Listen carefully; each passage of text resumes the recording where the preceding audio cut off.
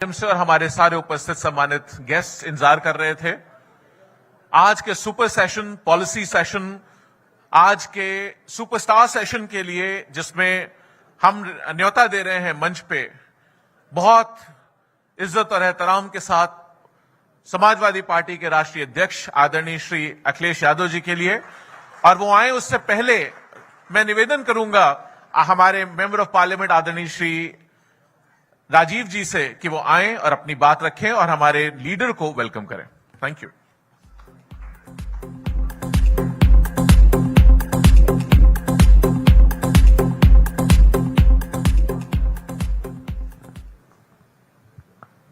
Thank you Abhishek, जिसका हम इंतजार कर रहे थे सुबह से। We had a wonderful session in the morning and I am sure that you all would have learn something. लेकिन टू बी वेरी ऑनेस्ट, जिसका इंतजार था, जिस लीडरशिप का इंतजार था, जिस लीडर का इंतजार था, हम कहते हैं leader without vision is a car without engine. एक कार बिना इंजन का होगा, वैसे लीडर विदाउट विजन का होगा। Leadership is a ability to transform vision into reality. And I am proud to say that my leader, to whom I always call the most visionary leader of the India, कभी किसी ने सोचा था 2012 से पहले कि जिन बच्चों को अच्छे स्कूल और कॉलेज नहीं मिलते हैं उनके हाथों में लैपटॉप होगा। हम पढ़ा करते थे कि गुजरात में 13 साल से अहमदाबाद में मेट्रो नहीं बन रही है, and he planned and executed within 2.5 years of record time. जब सड़कों की बात हो रही थी तो ये बिल्डअप एक्सप्रेसवे, जहां देश के सबसे बड़े लड़ाकू जहाज उतर गए, जहां हेल्थ सेक्टर चरमरा गया था, हिज आइडिया केम और समाजवादी एम्बुलेंस सेवा शुरू किया। दूर दराज, जैसे आप लोग मुंबई में हैं, मैं बेंगलोर में था, तभी बहुत सारे लोग बाहर थे और रात को नींद नहीं आती थी कि घर में कोई बीमार हो जाएगा तो कोई देखने वाला है या नहीं है। ऐसे में एक विजनरी लीडर उत्तर प्रदेश के मुख्यमंत्री बनते हैं और कहते हैं जहां भी कहीं रहो, मेहनत करो, काम करो, खाली 108 नंबर पर डायल कर देना, पड़ोसी पहुंचे न पहुंचे, एम्बुलेंस आपके दरवाजे पर पहुंचकर अपने माँ बाप घर वालों का इलाज कर। This is called vision. इनका विजन सारे डिस्ट्रिक्ट हेडक्वार्टर को 4 लेन से जोड़ना। विजन वास, जब तक नौकरी नहीं मिलती है हम आपको बेरोजगारी भत्ता देते हैं। मंडी अगर गिनाने लगे तो कई से,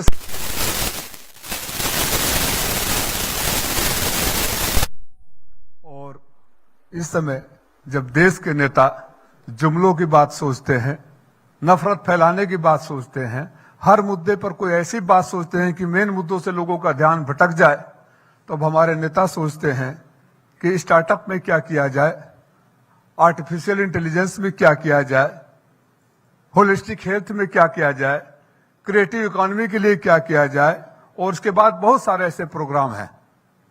सो this proves the quality of our leader, 5 time MP, former chief minister of Uttar Pradesh, and future CM and PM also. I am proud to say. Welcome my national president, आदरणीय अखिलेश यादव जी को मैं आमंत्रित करता हूं कि आए और विजन से, अपने विजन से लोगों का ज्ञानवर्धन करें, और जो चाहें उसके बाद अभिषेक आप आइए।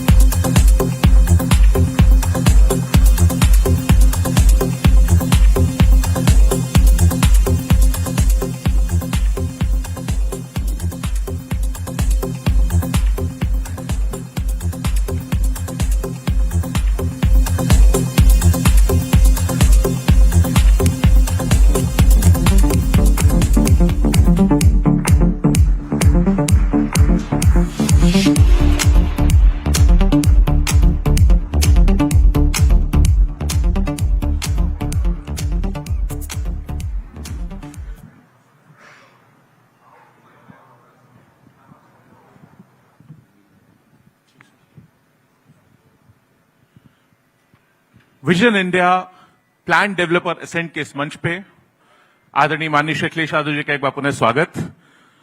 सर, आज सुबह हम लोगों ने एक बहुत अच्छा सेशन किया क्रिएटिव इकोनॉमी पे। आज उसी को आपसे बहुत सारे सवाल हम लोग पूछना चाहते हैं। सबसे पहला सवाल जो मेरे मन में है आपसे, आज का मुद्दा क्रिएटिव इकोनॉमी का था, देश में क्रिएटिविटी की बात हो रही है। आपकी नजर में आप क्रिएटिविटी को कैसे देखते हैं? क्रिएटिविटी है क्या?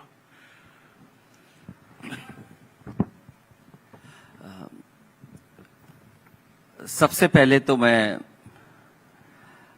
आए हुए सभी अतिथियों का बहुत धन्यवाद और आभार प्रकट करना चाहता हूं, और साथ ही साथ रितेश देशमुख जी ने और प्रोफेसर, जिन्होंने मुझसे पहले बहुत सारी जानकारी और महत्वपूर्ण जानकारी आपको दी होगी, उनका मैं बहुत बहुत आभारी हूं कि क्रिएटिव इकोनॉमी पर उनके विचार हम लोगों को सुनने को मिले हैं। क्योंकि अभिषेक जी ने पहला सवाल मुझसे पूछा है कि हम किस तरीके से क्रिएटिविटी को देखते हैं। सर, मुंबई बड़ा शहर है, ये केवल आर्थिक राजधानी नहीं है, बल्कि मैं कहूंगा ये क्रिएटिव की भी राजधानी है। और मेरे हिसाब से जो मैं समझ सकता हूं कि क्रिएटिविटी क्या है, और क्योंकि पॉलिटिक्स में है, समाज के बीच में हम लोग काम करते हैं, मैं ये कह सकता हूं कि इंसान, इंसानियत और दुनिया को जो बेहतर बनाए वो हमारे लिए क्रिएटिविटी है। क्या बात। क्योंकि आज जरूरत इसी चीज की है कि इंसानियत, हमारा समाज, हमारी दुनिया और जो हम इंसान हैं उसको बेहतर बनाने में जो योगदान हो वही हमारे लिए क्रिएटिविटी है। जो पॉजिटिविटी बढ़ाए वो क्रिएटिविटी है, जो इक्वालिटी लाए वो क्रिएटिविटी है, जो constructive mindset, positive mindset create करे वो क्रिएटिविटी है। सस्टेनेबिलिटी सर और ह्यूमैनिटी सबसे बड़ा पहलू है, वो आए तो वो हमारे लिए क्रिएटिविटी है। क्या बात है, बहुत बढ़िया आपने जो जवाब दिया सर। मुझे लगता है आपने शुरुआत इंसान, इंसानियत और दुनिया से करके ह्यूमैनिटी पे जो बात रखी है सर, कि पॉजिटिविटी बढ़ाए, क्रिएटिव इक्वालिटी लाए, वही क्रिएटिविटी है। तो मैं आपसे पूछना चाहूंगा, आपने इस देश का सबसे बड़ा राज्य जिसमें आज 25 करोड़ लोग रहते हैं, अगर वो अलग देश होता शायद दुनिया का 5वां 6ठा सबसे बड़ा देश होता, आपने उसको यंगेस्ट एज पे चीफ मिनिस्टर के रूप में लीड करने का काम किया सर। उसमें आपने क्रिएटिविटी का बहुत जरूरत पड़ी होगी। पहली बार बड़े बड़े मुद्दे, पूरे एक फैसला जो 25 करोड़ लोगों की जिंदगी को प्रभावित करता है, उनमें आपने किस तरीके से क्रिएटिविटी का, जब आपको मौका मिला, आपने क्या चीजें आपको आज याद आती हैं, वो एक्सपीरियंस कैसा रहा क्रिएटिविटी का? सरकार चलाते समय बहुत सारे समय पर ये हम लोगों ने जो फैसले लिए, उससे कहीं ना कहीं बहुत से छोटे मोटे सुधारों से बड़ा लाभ पहुंचा। और कभी कभी सिंपल रिफॉर्म जो है वो बड़ा बदलाव ला देता है, और एक छोटा सा बदलाव ही एक बड़ी योजना के रूप में तैयार हो जाता है। मुझे याद है, और यहां पर बहुत सारे साथी लोग होंगे वो जानते होंगे, कि जब महाकुंभ का आयोजन होता है तो जो कुंभ है वो दुनिया की ऐसी जगह है जहां पर पूरा का पूरा शहर नया बसता है, पूरा शहर नया बसता है, और पूरा शहर हट जाता है कुंभ के बाद। जो बनाने का तरीका है, कुछ चीजें हैं उसके अंदर, 5 चीजें हैं वो हमेशा इस्तेमाल होती हैं। मैं समझता हूं अभिषेक जी इस बात को जानते होंगे। वो अनुभव के साथ आई। लेकिन इधर जब एक बहुत सारी घटनाएं जब हो जाती हैं कुंभ में, आग लगने की या आगजनी की, तो उसके लिए बहुत सिंपल रिफॉर्म, बहुत छोटा बदलाव किया, और उससे समस्या का समाधान हो गया। क्योंकि कल्पवासी लोग वहां पर आते हैं, अपना भोजन तैयार करते हैं, खाना बनाते हैं, कई बार लकड़ी की वजह से या और जो चीजों का इस्तेमाल करते हैं, आग लगने का डर रहता है। तो कहीं से ये सुझाव और छोटा ऐसा सुझाव आया कि जो हम गैस सिलेंडर हैं, अगर इसको हम बालू के अंदर नीचे रख दें तो खाना भी नीचे बनाया जा सकता है और उस समस्या का समाधान भी हो जाएगा, आग नहीं लगेगी। ये छोटा सा रिफॉर्म करोड़ों लोगों के लिए वो लाभदायक रहा और लाखों जो कलवासी आते हैं वो सुरक्षा की भावना से वहां पर अपना खाना बना सके। छोटी सी चीज से कितना बड़ा लोगों की जानें बताई जा सकती हैं, इसका बहुत बढ़िया उदाहरण दे सर आपने। मुझे याद है जब आप उसमें गए थे, आप हमेशा कहते थे सच्ची सरकार और अच्छी सरकार दोनों जरूरी है लोगों के लिए। सर इसमें आपने सिलेंडर वाला उदाहरण दिया, एक और मुझे घटना याद आ रही है जब फॉरेस्ट वाली मीटिंग हुई थी, आपको याद होगी वो सर। मुझे याद है कि इधर क्योंकि बहुत सारे योजनाएं चलती हैं जहां सरकार फॉरेस्ट्री बढ़ाने के लिए योजनाएं चलाती है, और अक्सर ये होता है कि सरकार ये काम करती है और अधिकारी ये कोशिश करते हैं कि एक पेड़ लग जाए, तस्वीर आ जाए, प्रेस हो जाए और उसके बाद योजना कई महीनों चलेगी और वो चलाते रहेंगे। और अक्सर देखने को ये मिलता था कि पेड़ लगाए हैं, संख्या में तो दिख रहे हैं लेकिन हकीकत में नहीं लग रहे हैं। तो जो बदलाव हम लोगों ने किया वो छोटा सा बदलाव ये किया, जो क्रिएटिव सुझाव जो हम लोगों ने तय किया उसके अंदर, कि विभाग को ये कहा गया कि आप जो ग्रीन बेल्ट तैयार करेंगे इसमें जो मिनिस्टर होगा या जो जिम्मेदार वहां का अधिकारी होगा वो पहला पेड़ नहीं लगाएगा। जब पूरी तैयारी हो जाएगी, ग्रीन बेल्ट तैयार हो जाएगी, वो आखिरी पेड़ लगाने आएगा। और उसका परिणाम ये हुआ कि विभाग ने पूरे के पूरे पेड़ लगाने का काम शुरू कर दिया। तो पहला पेड़ न लगा करके आखिरी पेड़ लगाने से ये तय हो गया। छोटा सा बदलाव था, छोटे से सुझाव से आज मैं कह सकता हूं कि उस समय जो फॉरेस्ट रिपोर्ट आई भारत सरकार की, सबसे ज्यादा है फॉरेस्ट कवर अगर किसी ने बढ़ाया था तो वो उत्तर प्रदेश समाजवादी सरकार थी, जिसके एक छोटे से बदलाव की वजह से इतना बड़ा बदलाव आ गया। बिल्कुल सर, मुझे याद है वो निर्णय आपका, और सब लोग उसमें हैरान थे और उस एक छोटे से बदलाव ने पूरे उत्तर प्रदेश में हर शहर में बना दिया। ऐसी एक चीज मुझे और याद आ रही है, आपको याद होगी सर, आपने निर्णय लिया था, एक छोटा सा निर्णय जिसने उत्तर प्रदेश को सैकड़ों हजारों करोड़ रुपए का फायदा पहुंचाया। गवर्नेंस में क्रिएटिविटी, गवर्नेंस में इनोवेशन का एग्जाम्पल था वो सड़क वाला। वो एक और बता दे, जो एक तरफ कंक्रीट और एक तरफ वाली वो सड़क थी, तो वो भी एक बार जरूर, क्योंकि वो एक्सपीरियंस आपके मुख्यमंत्री रहते, जो निर्णय लेते हैं आप, वो जनता तक पहुंचते नहीं उस तरीके से। दरअसल हम सड़कें बनाते हैं और कोशिश करते हैं कि सड़कें ऐसी बने जिसमें गड्ढे ना हो और जो उसके मानक हैं, मानक के हिसाब से पूरे समय तक रहे वो सड़क। और अक्सर देखने को मिलता है कि सड़क बनी, बरसात आई, उसके बाद गड्ढे हो गए, क्योंकि पानी की वजह से वो सड़क टूट जाती थी।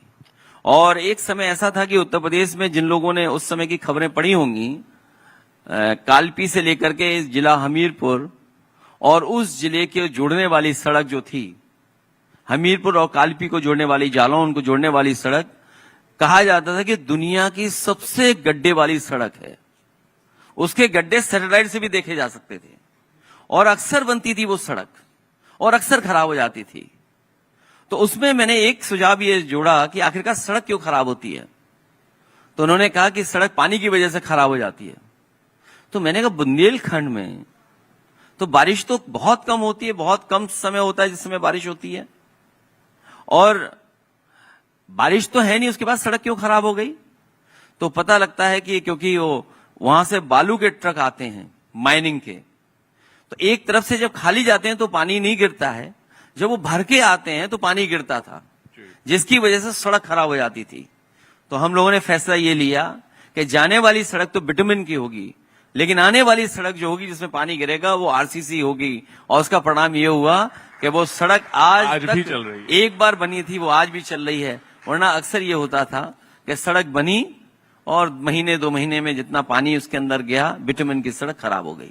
तो एक छोटे से क्रिएटिव आइडिया से, एक रिफॉर्म से, एक बदलाव से सरकार का कितना बड़ा खर्चा बचा, और सड़क आज भी एज इट इज है जो कभी हम लोगों ने 8, 9, 10 साल पहले बनाई थी। 10 साल की सड़क आज भी चल रही है। वो क्रिएटिविटी का एक निर्णय था आपका। मुझे याद है, मैं आपको शिफ्ट करना चाहूंगा सड़क और उसमें जो फॉरेस्ट से, कल्चरल क्रिएटिविटी, आपने कल्चरल क्रिएटिविटी पे भी एक बहुत बड़ा काम किया था।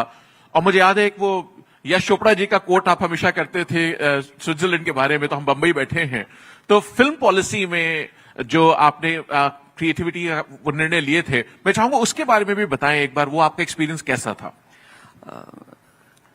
हमारी अर्थव्यवस्था को कल्चर, क्रिएटिविटी और हमारे हैंडीक्राफ्ट, अभी जब मैं प्रोफेसर साहब के पास बैठा था तो कुछ इसी तरह की बात हमारी उनकी हो रही थी कि सबसे ज्यादा अर्थव्यवस्था को लाभ कल्चर, क्रिएटिविटी से होता है। और हमारे जो हैंडीक्राफ्ट हैं उसमें हम अगर बदलाव करें, उसको प्रमोट करें, तो बहुत बड़े पैमाने पे हमारी अर्थव्यवस्था को लाभ पहुंचेगा। क्योंकि उत्तर प्रदेश बड़ा स्टेट है जहां पर फिल्म बनाने वाले कम आते थे लेकिन देखने वाले लोग बहुत थे।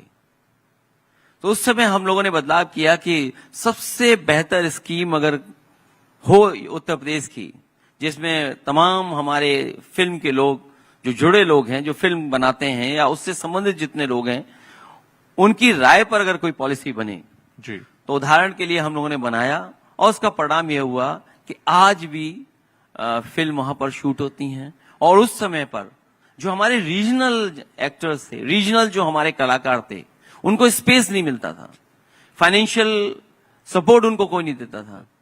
उसका परिणाम यह हुआ कि हमारी पूर्वांचल की या भोजपुरी फिल्में या बड़े पैमाने पर वो फिल्में बनने लगीं। और इनफैक्ट ओटीटी, और उस समय इतना जोर नहीं था, लेकिन उस समय जो सीरियल्स वगैरह बने उसके लिए भी हम लोगों ने सपोर्ट किया। वो एक एग्जाम्पल बना और एग्जाम्पल बन करके आज भी सरकार उसी योजना पर, उसी काम पर आगे बढ़ा रही है। मुझे याद है आपने मुझसे पूछा था कि तुम्हें पता है स्विट्जरलैंड को किसने पॉपुलर किया, तो मैंने कहा था किसने पॉपुलर किया, देश में पॉपुलर, बोले यश चोपड़ा ने किया, क्योंकि उन्होंने दिखाया उत्तर प्रदेश दिखेगा तो लोग आएंगे, टूरिज्म बढ़ेगा। सर उसके लाइन में मुझे याद है आपने फिल्म पॉलिसी में वन विंडो क्लियरेंस भी किया था, जो आज की सरकार में भी चल रहा है, उसमें बहुत बड़ा रोल था उसका। इससे हम अगर आगे बढ़े सर, तो कल्चरल में ही आगे बढ़े, तो आपने बहुत सारे एक्सपेरिमेंट्स उस समय किए थे, नई शुरुआत की थी फेस्टिवल्स के माध्यम से, चाहे लखनऊ का महोत्सव और ऐसे बहुत सारे कार्यक्रम आपने किए थे। मुझे याद है कि उत्तर प्रदेश में बहुत सारे कल्चरल फेस्टिवल्स होते थे, लेकिन उनको बड़े पैमाने पर नहीं हो पाते थे। उदाहरण के लिए होली का त्योहार जब हम फूलों रंग से खेलते थे तो कई बार लोग उसको अवॉइड करते थे, कई बार लोग शामिल नहीं होते थे आकर के। और क्योंकि हमारे गांव में हम लोग होली मनाते थे सब लोग बैठ करके, और कई बार होली में नेताजी से मिलने वाले लोग अपने कपड़े बदल करके आते थे, रंग ना पड़ जाए, या रंग की वजह से खेलने नहीं आते थे, मिलने नहीं आते थे। तो मुझे याद है हम लोगों ने उस जमाने में, आज से कई वर्षों पहले, 25-30 साल हो गए होंगे सर, हाँ, फूल की होली खेलना शुरू किया। और क्योंकि मैं कन्नौज से आता था, कन्नौज में फूल की कमी नहीं है, तो कन्नौज से और हमारे तमाम किसान भाइयों से फूल लिया करते थे हम लोग, और फूल की होली हम लोगों ने शुरू की थी। और ऐसा त्योहार मनने लगा कि सब लोग आने लगे, कपड़े भी खराब नहीं होते हैं, और एक उत्सव की तरह हम लोग उसको मनाने लगे। इनफैक्ट इसका बहुत बड़ा फायदा हुआ। आज अगर आप लखनऊ, आप उस बेल्ट के आसपास जाके देखेंगे तो सारा किसान फूल उगाने लगा है कि होली आ रही है, फूलों की होली क्योंकि चलेगी, तो बहुत किसान उगाता है, जिससे एग्रीकल्चरल इकोनॉमी को कई गुना फायदा हुआ। वो आज भी चल रहा है रोज आपके उस एक्शन की वजह से।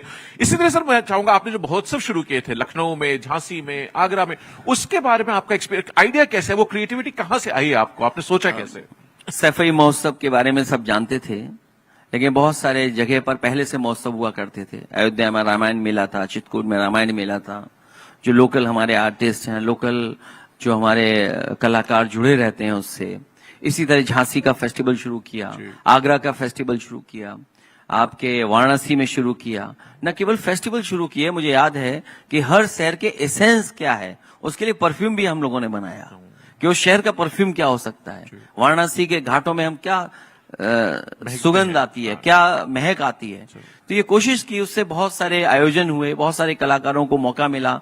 आला थी हमारे और जो लोकल आर्टिस्ट थे जिनको परफॉर्मेंस का मौका नहीं मिलता था, लेकिन उस फैसले ने और सरकार के सहयोग से बड़े पैमाने पे आर्टिस्टों को और फेस्टिवल्स होना शुरू उत्तर प्रदेश में हो गए। कथक को बहुत सपोर्ट किया उस समय आपने, कथक को किया, और उसके बाद जो कलाकार जिनको कोई पहचान नहीं मिलती थी, उनको सम्मान देने का भी काम शुरू किया। और यश भारती से हम लोग सम्मान करते थे। कई कलाकार ऐसे थे जो कलाकार तो बहुत अच्छे थे, लेकिन उनकी पहचान नहीं बन पा रही थी, उनका जीवन यापन नहीं हो पाता था, क्योंकि कला एक समय पर उनका साथ दे रही थी, लेकिन उम्र की वजह से वो लोग उस कला में जुड़े तो थे, लेकिन अपना सम्मान नहीं पा पाते थे। इसलिए मुझे याद है कि नेताजी ने जो यश भारती का कार्यक्रम शुरू किया था, और सबसे पहले यश भारती का कार्यक्रम जो नेताजी ने मुंबई से ही शुरू किया था, और उसके बाद जितने भी बड़े कलाकार यूपी से जो थे या यूपी से जिनका रिश्ता था, उन लोगों को यश भारती से सम्मान देने का काम शुरू किया था। न केवल यश भारती से एक साथ जो सम्मान मिलता था उसमें धनराशि थी, लेकिन उसके साथ एक और नई चीज जोड़ी हुई, वो शायद देश में किसी प्रदेश ने नहीं की थी। वो थी कि उनको प्रति महीना सम्मान राशि दी जाएगी 50,000 रुपए। बहुत बड़ी चीज थी सर। और कलाकार के साथ साथ जब हम लोग कलाकारों को देने लगे, तो मुझे याद है इंडिया हॉकी टीम के जो टीम कैप्टन रहे और गोलकीपर बहुत समय तक रहे, इंटरनेशनल हॉकी प्लेयर, वो मेरे पास आए और उन्होंने कहा कि ये जो सम्मान आप प्रति महीना दे रहे हैं कलाकारों को, आर्टिस्टों को, म्यूजिक के लोगों को या म्यूजिशियंस को, तो ये स्पोर्ट्स के लोगों को भी मिलना चाहिए।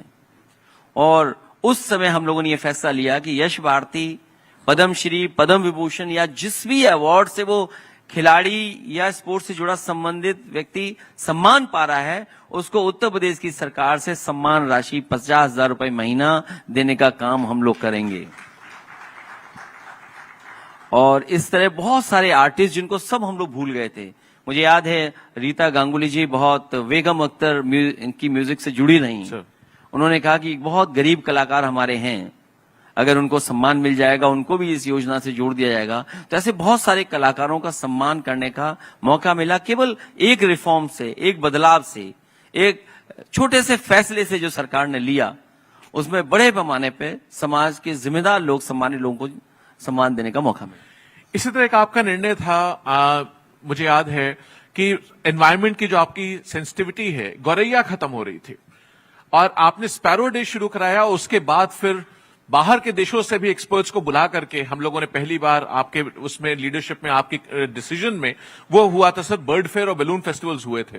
वो आइडियाज आपके आज पूरे लोग उनको याद करते हैं और उसके उदाहरण देते हैं। कैसे आए वो आइडियाज? मुझे अच्छा किया आपने याद दिला दिया, क्योंकि बर्ड फेस्टिवल सुनने में ऐसा लगता है कि क्या फेस्टिवल हम लोग कर रहे हैं। और जब मैंने अधिकारियों के सामने भी ये बात रखी कि इसके लिए हमें और आपको बजट देना पड़ेगा और बजट से ही ये कार्यक्रम हो पाएगा, तो वो ये समझते थे कि बजट थोड़ा ही देना पड़ेगा। लेकिन जब एस्टिमेट बनाया गया और जब उस कार्यक्रम की तैयारी हुई, तो उस बजट की बहुत जरूरत थी। और मुझे याद है कि यूपी पहला स्टेट बना जिसने यूनाइटेड किंगडम, वहां का जो ब्रिटिश बर्ड फेस्टिवल है, जो बहुत पुराना है, बहुत प्रेस्टिजियस है, सालों साल पुराना है, और सालों साल से वहां पर आयोजन चल रहा था, उससे हम लोगों ने टाई अप किया और पहली बार उत्तर प्रदेश में ब्रिटिश बर्ड फेस्टिवल के जो आयोजक थे उनके साथ टिम एबल्टन, अगर मैं याद कर रहा हूं, तो वो खुद आए और उन्होंने 3 बार उत्तर प्रदेश में बर्ड फेस्टिवल किया। तो बर्ड फेस्टिवल के माध्यम से न केवल अपने देश के बल्कि दुनिया के जो एक्सपर्ट्स थे उस कार्यक्रम में शामिल हुए थे। और एक समय पर तो ऐसा भी था कि ब्रिटेन में अगर किसी ने स्पॉन्सर किया था बर्ड फेस्टिवल, तो समाजवादी सरकार में उत्तर प्रदेश गवर्नमेंट ने बर्ड फेस्टिवल भी स्पॉन्सर कर करके एक पहचान बनाने का काम किया। और उसका परिणाम यह हुआ कि पर्यावरण के प्रति, चिड़ियों के प्रति, जानवरों के प्रति एक इमोशनल कनेक्ट और अटैचमेंट होना शुरू हुआ। और उसकी वजह से बहुत सारी जो हमारी गौरैया बर्ड्स थी, जो गांव में, जो पुराने हमारे लोग जो गांव जाते हैं और आज भी हैं गांव में, लेकिन संख्या पहले बहुत होती थी, इधर संख्या कम हो गई थी। कई लोगों ने उसमें काम शुरू किया। आज मैं देखता हूं कि कुछ लोग उससे वाकई जुड़े हुए लोग हैं और गौरैया की संख्या भी बढ़ गई है कई जगह पर। एक और उत्तर प्रदेश के कल्चर को बचाने के लिए आपका निर्णय था, मुझे याद है, लाइट एंड साउंड शोज का, जिसके माध्यम से बच्चे इतिहास भी सीख जाएं और एक एंटरटेनिंग तरीके से। लाइट एंड साउंड म्यूजिक बहुत सी जगह किया। सोशलिस्ट हमारे जेपी जयप्रकाश जी, उनका म्यूजियम क्रिएट किया हम लोगों ने। एक नई चीज थी जहां बच्चे आइडियोलॉजी को समझ सकते थे, उनके संघर्ष को समझ सकते थे, उनके बताए हुए रास्ते पे चल सकते थे कि एक आइडियोलॉजी को कैसे हम इस तरीके से क्रिएटिविटी से जोड़ सकते हैं, वो किया हम लोगों ने उस समय। मैं एक सवाल पूछना चाहूँ, क्रिएटिविटी प्रमोट करने के लिए बहुत बड़ी जरूरत है लोगों में एजुकेशनल सेंसिटिविटी होनी चाहिए। तो एजुकेशन के सेक्टर में, और एक बहुत बड़ा क्रिएटिव डिसीजन आपका था जिसकी जो आज भी लोग चर्चा करते हैं, कॉपी करते हैं, कई प्रदेशों में अनाउंसमेंट्स भी होते हैं कि हम ऐसा करेंगे। वो आइडिया आपको कहां से आया और वो थॉट आपके जो डिजिटल डिवाइड का थॉट था वो कैसे आपने कवर किया उस वक्त पे? सच्चाई तो ये है कि जैसे डिजिटल रेवोल्यूशन शुरू हुआ है, उससे क्रिएटिविटी का रेवोल्यूशन भी शुरू हो गया जी। और बड़े पैमाने पे डिजिटल रेवोल्यूशन ने शुरू कर दिया। और मुझे याद है क्योंकि मैं पढ़ाई के लिए, और जो हमारे गांव के बच्चे हैं उन तक भी उस समय के हिसाब से चीजें पहुंचे, क्योंकि उस समय लैपटॉप अफोर्ड करना बहुत मुश्किल काम था। और हमारी समाजवादी पार्टी को यह माना जाता था कि ये गांव की पार्टी है, अंग्रेजी के खिलाफ है, टेक्नोलॉजी को अडॉप्ट नहीं करते हैं। लेकिन एक फैसले ने, मुझे याद है, हमारा एक बहुत बड़ा मैनिफेस्टो बना था, और केवल एक फैसले ने कि हम बच्चों को लैपटॉप देंगे। जो अगले दिन न्यूज़पेपर छपा था उसमें सब में हेडलाइन ये थी कि समाजवादी पार्टी आने वाले समय में सरकार बनाएगी तो बच्चों को पढ़ने के लिए, जो आगे पढ़ाई करेंगे, उनको लैपटॉप देने का काम करेंगे। और मुझे खुशी इस बात की कि जो लैपटॉप डिस्ट्रीब्यूशन हुआ है उसके लिए कोई भी एक भी व्यक्ति उंगली नहीं उठा पाया आज तक। और प्रोक्योरमेंट और डिस्ट्रीब्यूशन को देखने के लिए और समझने के लिए कि क्या कितना बेहतर डिस्ट्रीब्यूशन किया है और प्रोक्योरमेंट किया है, उसके लिए आपको याद होगा कि एचपी के जो सबसे बड़े अधिकारी थे मार्केटिंग के, वो लखनऊ आए थे। उन्होंने बाकायदा रिव्यू किया था कि जो लैपटॉप उन्होंने दिए हैं या लैपटॉप से जो उत्तर प्रदेश की सरकार जुड़ी है वो वाकई में बच्चों पे पहुंचा है कि नहीं पहुंचा है। और वो शायद एक सक्सेसफुल स्कीम थी जिसने उत्तर प्रदेश में बड़े पैमाने पर लैपटॉप दिया। और मैं जब देखता हूं आज भी कई बच्चे मुझे टकराते हैं आज इतने साल बाद भी, तो वो कहते हैं कि जो आपने लैपटॉप दिया था वो आज भी हमारा चल रहा है। क्या बात है। और वो अभी भी काम कर रहा है। और उसमें एक छोटा सा बदलाव हम लोगों ने ये किया था, अगर आपको याद हो कि जब डिस्ट्रीब्यूशन शुरू हुआ तो हमने उसमें एक शर्त रखी, और शर्त ये रखी कि जब लैपटॉप ऑन हो तो उसमें नेताजी और हम ही दिखाई दें। तो एक छोटी सी क्रिएटिविटी से वो एग्जाम्पल ऐसा बना कि आज भी लैपटॉप कोई ऑन करता हुआ उस जमाने का, वो आज भी हम ही लोगों की तस्वीर देखता होगा। वो हाथ पे किसी के हो, किसी पार्टी के व्यक्ति पर पहुंच गया हो। तो दुनिया का सबसे बड़ा लैपटॉप डिस्ट्रीब्यूशन आपने किया, और एचपी ने उस पर केस स्टडी भी लिखी, और बहुत सालों तक वो केस स्टडी उनकी वेबसाइट पे भी रही। तो बहुत इसमें एक चीज में और आपसे जिक्र करना चाहूंगा सर, आपने जब देश में कोई बात नहीं कर रहा था तब आपने स्किल डेवलपमेंट की बात की। जब देश में स्किल डेवलपमेंट मिशन नहीं शुरू हुआ था तब आप 2013 में स्किल डेवलपमेंट मिशन लॉन्च कर चुके थे, सारे प्रदेशों का, सारे प्रदेश के सारी स्कीमों को मिला करके। वो भी अपने आप में बड़ा क्रिएटिव आइडिया था जो बाद में चल के भारत सरकार के लेवल पे भी टेकअप किया गया और कई प्रदेशों ने उसको लागू किया। उसके बारे में जरूर आपका क्या विचार था, हम जानना चाहेंगे सर।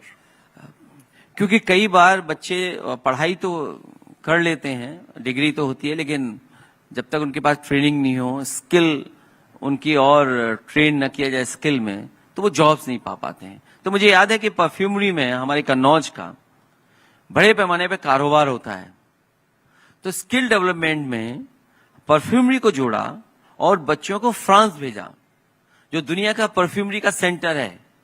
ग्रासे में भेज करके बच्चों को ट्रेन कराया, बच्चों ने सीखा और वापस आकर के काम किया। तो स्किल डेवलपमेंट केवल एक फील्ड में नहीं, बल्कि पॉलिटेक्निक, आईटीआई और नंबर ऑफ कोर्सेज कैसे शुरू किए, ऑटोमोबाइल। और उस समय मुझे याद है कि यूपी ने बहुत अच्छा काम करके दिखाया था, और मुझे ये भी याद है कि आप ही उसके मिनिस्टर थे Sir, thank you, और sir. बहुत अच्छा काम किया। उसके बाद भारत सरकार का भी इन्वॉल्वमेंट हुआ। लेकिन भविष्य में अगर कभी हम लोगों को मौका मिलेगा तो शायद ये एक ऐसा फील्ड है जिसमें जितना अच्छा काम किया जाएगा तो क्रिएटिविटी भी आएगी, प्लस हमारे लोगों को नौकरी और रोजगार भी मिलने का काम होगा। स्किल डेवलपमेंट में आपके काम को यूनेस्को ने अवार्ड दिया था, पेरिस में बुला करके। आपको याद होगा सर, आप नहीं जा पाए थे, आपने मुझको नामित किया था उसमें जाने के लिए, मैंने जाके अवार्ड भी लिया था उसका। एक और सर, इसी तरह जो रिलीजियस हमारा फील्ड है उत्तर प्रदेश में बहुत रिच है। मुझे याद है, चाहे वो अयोध्या हो, चाहे मथुरा हो, चाहे दुनिया का सबसे बड़ा मंदिर की शुरुआत हो, उस भजन के हॉल्स हो, उन सब पे भी आपने काम किया था। उसके पीछे क्या सोच थी? हालांकि जिस रूप में मैं बनाना चाहता था उस रूप में वो नहीं बन करके आया है।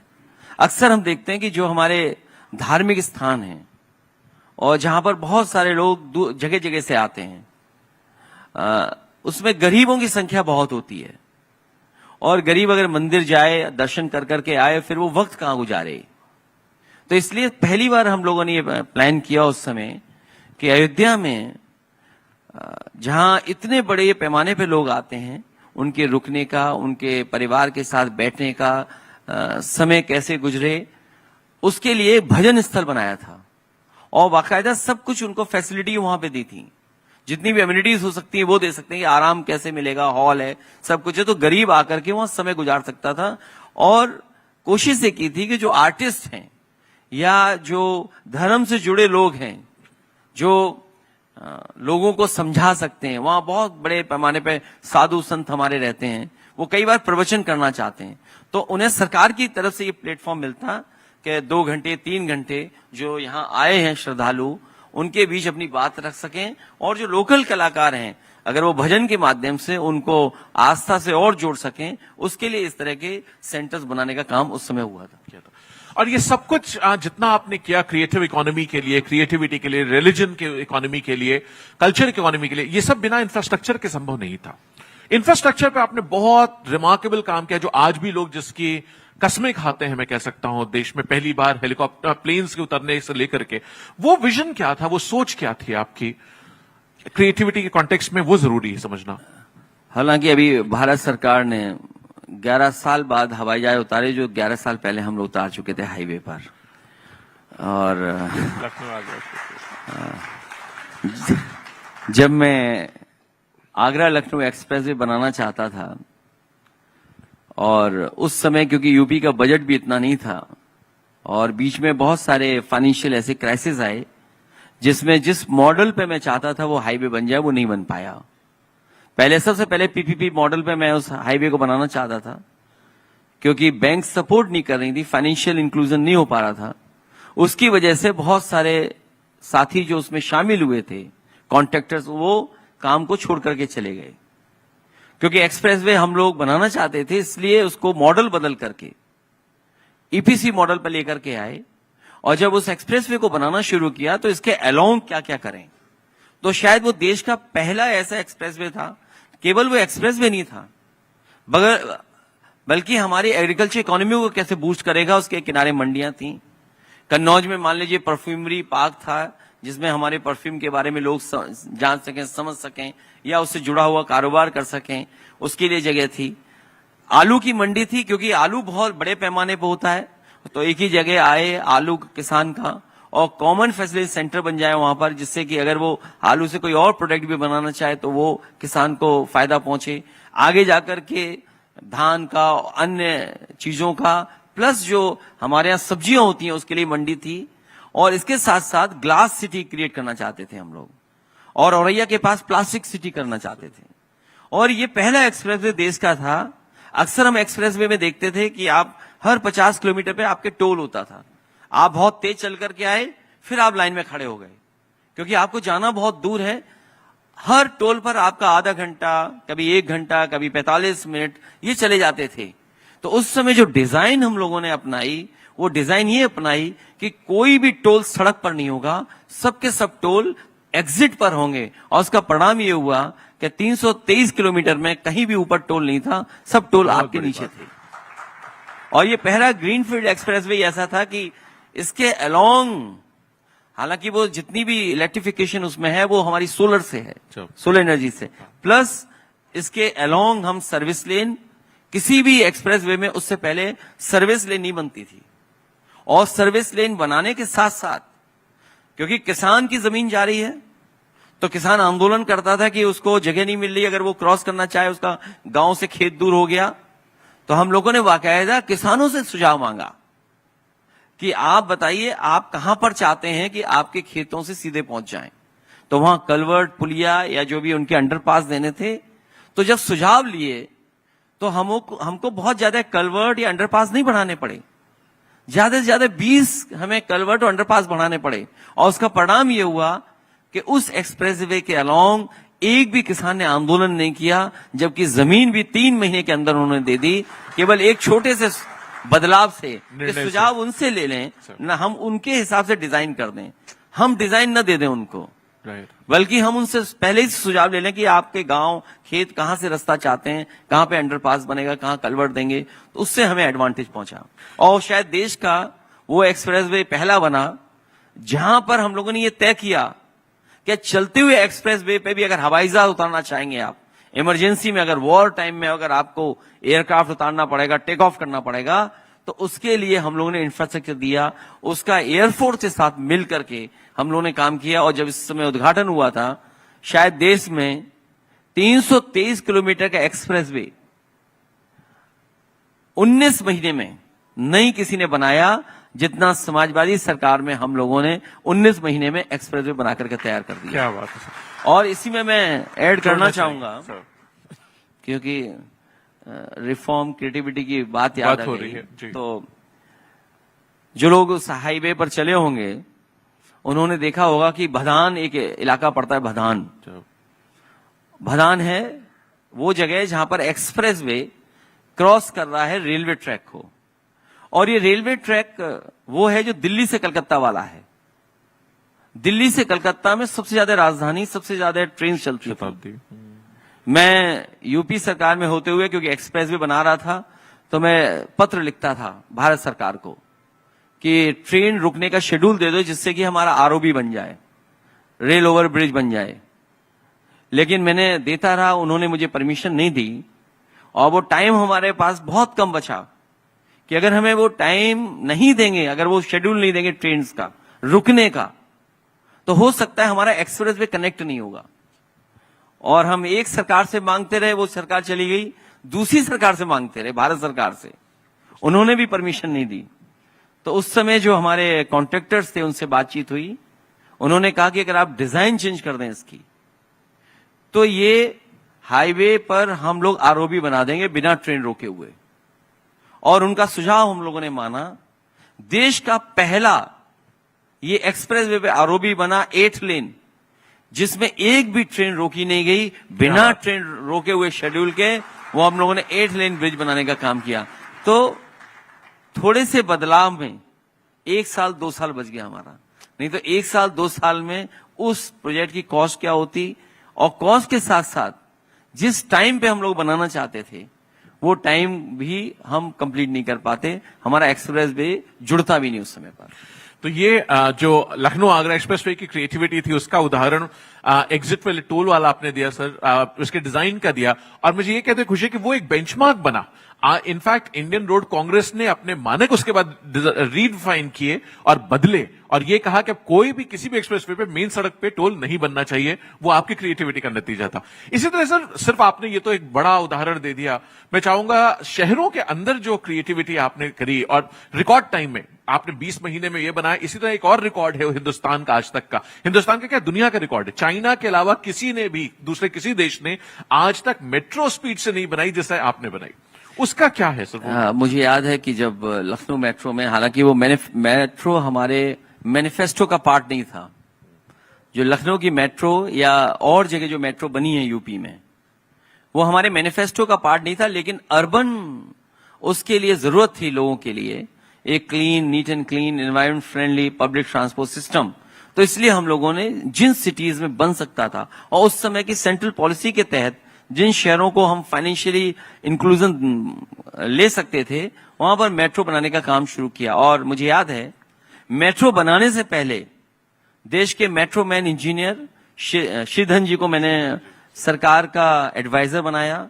वो हमारे साथ सहयोग कर रहे थे कि मेट्रो कितनी जल्दी और कैसे बने। उसी समय कोचीन की भी मेट्रो बनने लगी थी। तो मुझे ये लगा कि कहीं ऐसा ना हो कि श्रीधन जी कोचीन के प्रति थोड़ा ज्यादा लगाव रखें, क्योंकि वो कोचीन से ही आते थे। तो मैंने उनसे रिक्वेस्ट की कि ऐसा मत करिएगा कि कोचीन की जल्दी मेट्रो बन जाए और लखनऊ की बाद में बने।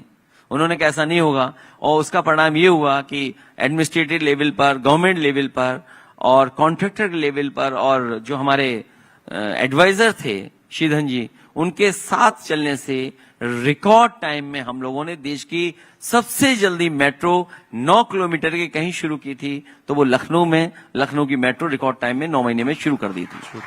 ठीक है, और वो स्टैंडर्ड आज भी बीट नहीं हुआ, वो रिकॉर्ड आज भी बीट नहीं हुआ है। इसी तरीके से मैं चर्चा करने जो हमने एक्सप्रेसवे की बात की, मेट्रो की बात की, एक और आपका क्रिएटिव निर्णय था, वो था सिंगल पेयर रोड्स का। उससे पहले सिर्फ डबल पेयर रोड्स बनती थी, तो सिंगल पायर पे उठा करके जो एलिवेटेड रोड का था, उसके बारे में वो कैसे आया? वो how did that idea come to you? कई बार हमारे शहर में क्योंकि ट्रैफिक इतना है, हमें रास्ते देने हैं, ट्रैफिक कंजेशन को निकालना है, हटाना है, तो कई बार हम लोग जो पुरानी डिजाइन है उस पर काम करते हैं। लेकिन जब एलिवेटेड हाईवे बनाना था गाजियाबाद में, दिल्ली से जोड़ने वाला, तो स्पेस कम था और उसका अलाइनमेंट ऐसा था कि हम बहुत ज्यादा उसको मूव नहीं कर सकते थे लेफ्ट और राइट। तो उस समय ये बात तय हुई कि अगर इसको हम डिजाइन चेंज कर दें, और डिजाइन ऐसी चेंज करें जिससे कॉस्ट इफेक्टिव भी होगी और सिंगल पेयर पे 6 लेन हाईवे भी बन जाएगा। तो उस समय देश का सबसे बड़ा single pair 6 lane elevated road अगर किसी ने बनाया था तो उत्तर प्रदेश में बनाया था, जिससे लोगों का 2-2 घंटे का सफर केवल 25 मिनट में हो जाता था। गाजियाबाद को जोड़ने वाला दिल्ली वाला जो सिंगल पेयर एलिवेटेड था, अभी मुझे नहीं पता है कि कहां बन गए हैं, लेकिन इधर मैंने देखा है कि बहुत सारे शहरों में या बहुत सारे हाईवे पर ये सिंगल पेयर एलिवेटेड 6 लेन सड़कें बन रही हैं। NHAI ने उससे काफी प्रेरणा लेकर के वो किया। इसी तरह आपने नदियों पे बहुत काम किया। गोमती रिवर फ्रंट एक एग्जाम्पलरी काम इसलिए था क्योंकि कई बार रिवर फ्रंट को लेकर के बहुत सी चर्चाएं होती थीं, और कि नदी कैसे साफ बहे शहर के अंदर। गुजरात की एक नदी का बहुत ज्यादा प्रचार होता था।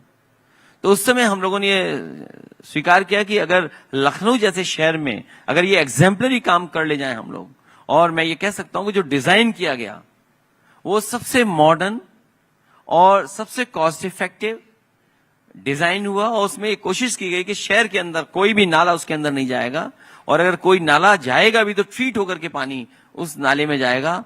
तो शहर में पहली बार इतने बड़े रिवर फ्रंट बना। न केवल रिवर फ्रंट बनाया बल्कि उसके अलोंग जो हम ग्रीन बेल्ट तैयार कर सकते थे, पार्क एक्टिविटीज के लिए तैयार कर सकते थे, गेट टुगेदर के लिए चीजें क्रिएट कर सकते थे। शायद देश का वो बनकर के जब पूरा तैयार हो जाएगा तो देश का सबसे सुंदर, सबसे अच्छा और सबसे वेल डिजाइन अगर कोई रिवर फ्रंट होगा जहां लोगों के लिए होगा, वो लखनऊ का गोमती रिवर फ्रंट होगा। रिवर फ्रंट तो दुनिया में बहुत हैं, लेकिन उनमें हमेशा आप देखेंगे कॉमर्शलाइजेशन होता है।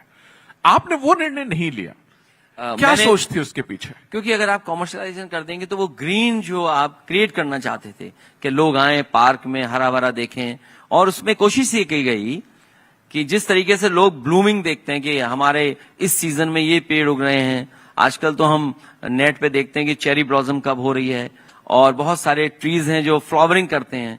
तो उस समय समाजवादी पार्टी ने बनाते समय रिवर फ्रंट में ये तय किया कि जितने भी हमारे देश में फ्लावरिंग ट्रीज हैं और सीजन के हिसाब से कब फ्लावर करते हैं, उस हिसाब से उनको ऑर्गेनाइज्ड वे में लगाया जाए, जिससे एस्थेटिकली वो हमारे रिवर फ्रंट ग्रीन भी हो, एस्थेटिकली सुंदर भी दिखे, और हम ये बता पाए कि हमारे देश में भी ऐसे पेड़ हैं जो चेरी ब्लॉसम जैसे नहीं, लेकिन चेरी ब्लॉसम के बराबर हमारे इन इलाकों में भी फ्लावर कर सकते हैं ट्रीज, और 12 महीने फ्लावर करते रहे, 12 महीने हम अलग अलग सीजन में करते रहे। तो ऐसे बहुत सारे प्रोजेक्ट्स हैं जो हम लोगों ने उस समय किए। 1090 था, क्योंकि अक्सर महिलाओं को फोन कॉल्स आते हैं, जितना सोशल मीडिया में कभी कभी उनको कनेक्ट कर लेते हैं, परेशान करते हैं, व्हाट्सएप भेजते हैं, फर्जी सोशल मीडिया के माध्यम से परेशान करते थे, कॉल्स करते थे लोग।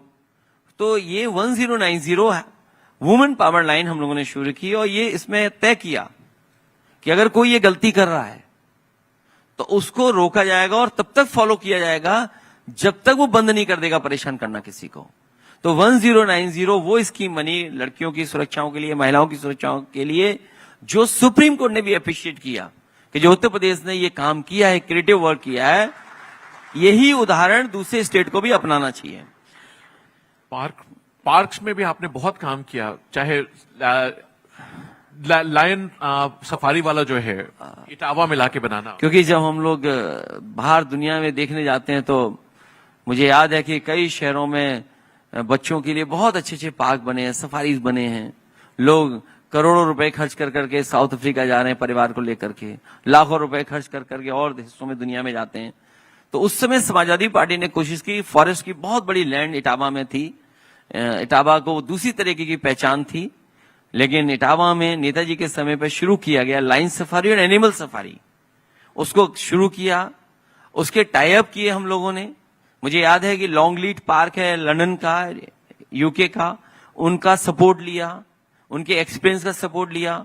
सैन डिएगो के साइंटिस्ट थे, उनको साथ जोड़ा हम लोगों ने। और जो सिंगापुर में नाइट सफारी है, जो नाइट सफारी को लुक आफ्टर करते हैं, जिन्होंने नाइट सफारी बनाई है, किया था सर, उनको साथ लिया। उन सब के एक्सपेंसेस को हम लोगों ने जोड़ा और हमारे लिए क्या सूट करता है वो लाइन सफारी और एनिमल सफारी हम लोगों ने इटावा में बनाई। और देश की वो एग्जाम्पलरी लाइन सफारी बनी है कि गुजरात के बाद, गिर के बाद अगर मैन मेड कोई लाइन सफारी बनी है तो वो इटावा में बनी है।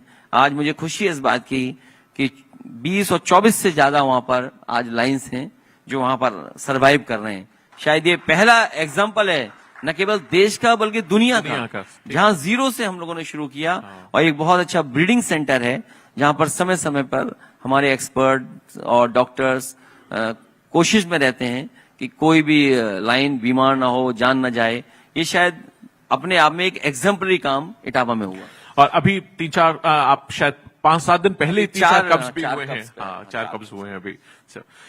इसी ये सारा आपने जस्ट लॉन्गलीट का नाम लिया तो उसी नजर में मुझे याद आता है मैनहट्टन का सेंट्रल पार्क या आपका सेंट जेम्स पार्क या विंसर पार्क। तो उस नजर से भी लखनऊ को बड़ा फायदा हुआ क्योंकि अभी फ्लैट बनने लगे हैं। हालांकि फ्लैट और मल्टी स्टोरी बिल्डिंग्स में लोग रहने लगे हैं।